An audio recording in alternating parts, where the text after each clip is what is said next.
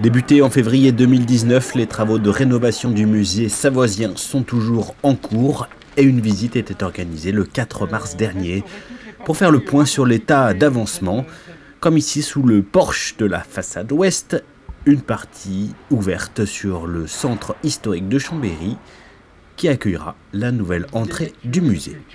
Assez délicat. Alors l'ouverture que vous voyez ici, c'est le début du futur portail. Et en fait, on va avoir un grand, voilà, une sorte de grand cadre sur 2 étages à peu près. Le gros œuvre est aujourd'hui réalisé et la livraison des travaux est prévue pour l'année 2022, avec l'idée d'une ouverture en début d'automne pour les Journées européennes du patrimoine. C'est un projet qui avance bien, avec beaucoup évidemment de surprises et d'archéologie, etc. qui a fait qu'aujourd'hui on a un peu de retard par rapport au calendrier prévisionnel initial.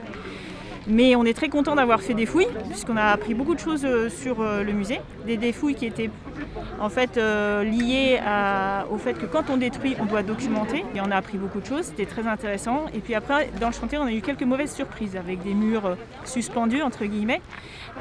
Voilà, des mauvaises surprises liées à un bâtiment extrêmement ancien, qui a été construit à l'origine au XIIIe siècle et qui a été beaucoup remanié au cours du temps. La rénovation du musée et l'externalisation du stockage des pièces non exposées permettront de gagner jusqu'à 20% de surface, avec l'idée d'offrir aux visiteurs de larges espaces pour une nouvelle expérience muséographique.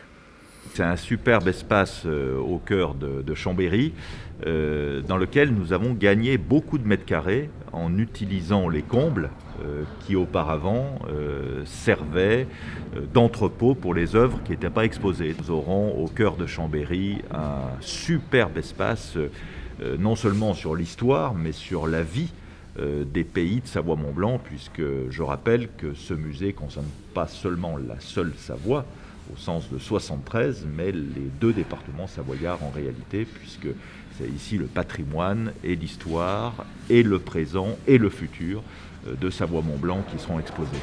Le coût total de la rénovation, imaginé il y a 10 ans maintenant, s'élève à un peu plus de 22 millions d'euros, financés à hauteur de 15 millions par le département de la Savoie et à hauteur de 7,5 millions par des subventions de l'État et de la région Auvergne-Rhône-Alpes.